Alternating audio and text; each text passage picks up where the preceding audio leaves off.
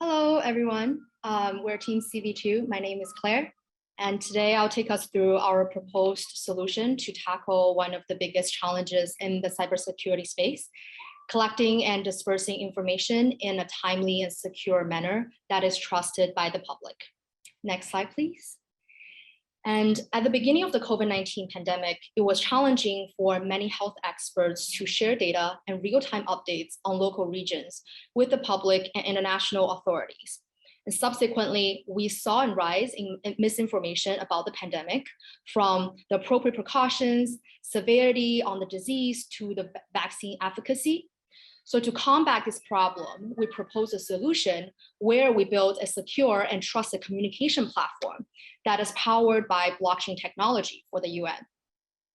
Our solution supports the 4 UN Sustainable Development Goals, as we indicated below, and the platform will be used by the global experts to share, exchange information anonymously in real time.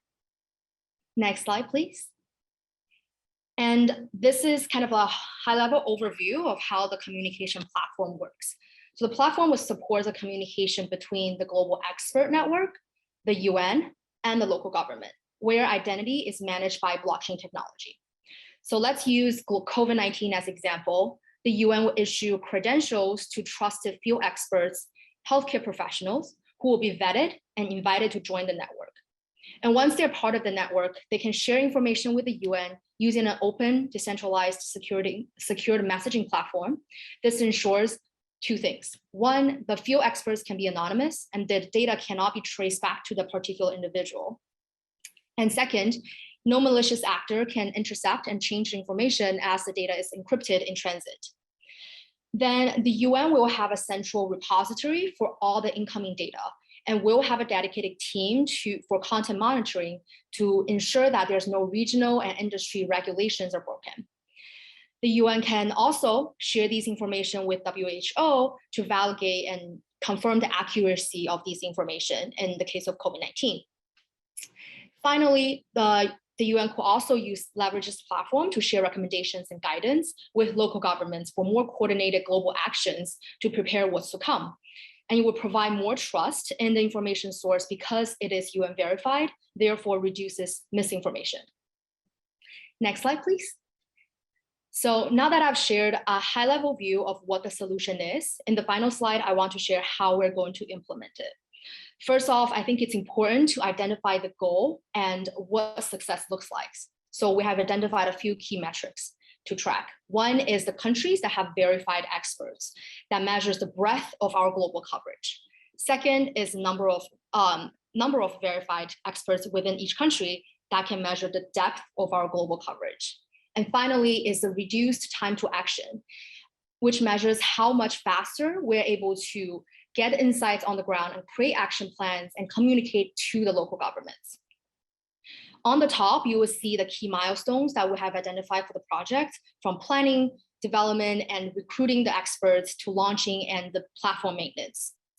And for such a global scale tech project, we want to also highlight 2 key risks that we have incorporated into our solutions. Operational risk, which includes such regulations that exist in certain countries for sharing information or exchange of certain data. And cybersecurity risks, which includes personal identifiable information must not be shared in the data coming in from the field experts. And finally, I want to ensure that success and drive faster time to market. We will also align with the UN and leverage their existing technology investments. For example, to enable secure messaging, we can align with UNICC and leverage the matrix.org or other existing open standard communication platforms.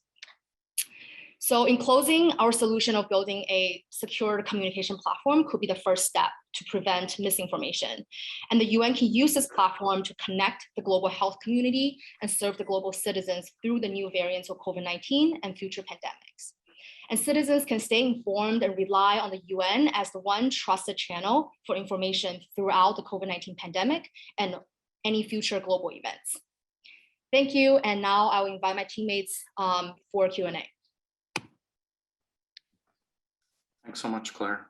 I would like to pass it over to Judge Reda to see if he has any questions for you. Yes, thank you. And first of all, thanks to all the presenters. My question, I actually have two.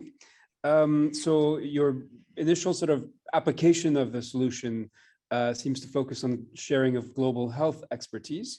So my first question is, why should the World Health Organization, the UN Agency for Health, work with you?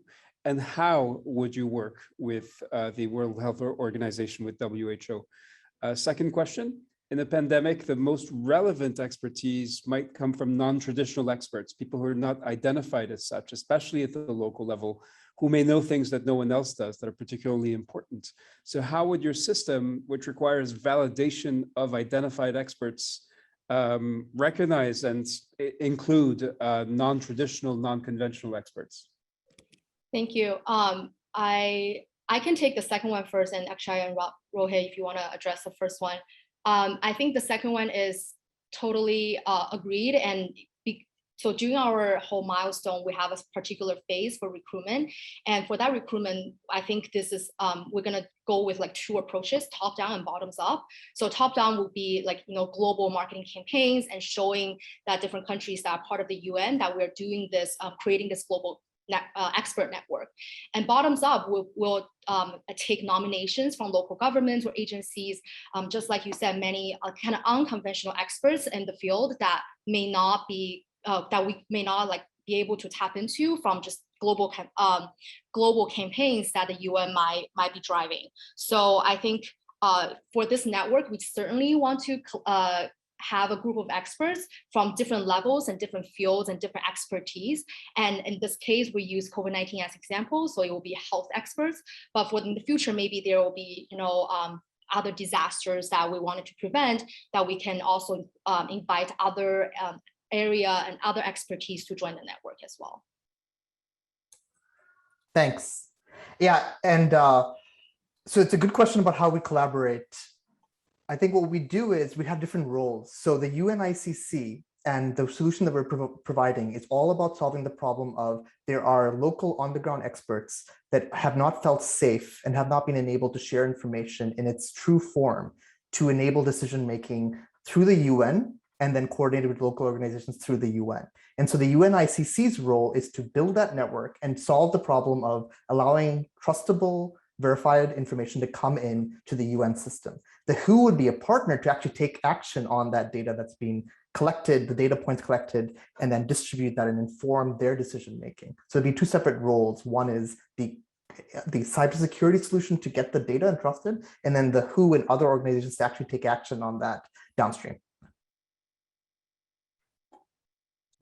Thank you.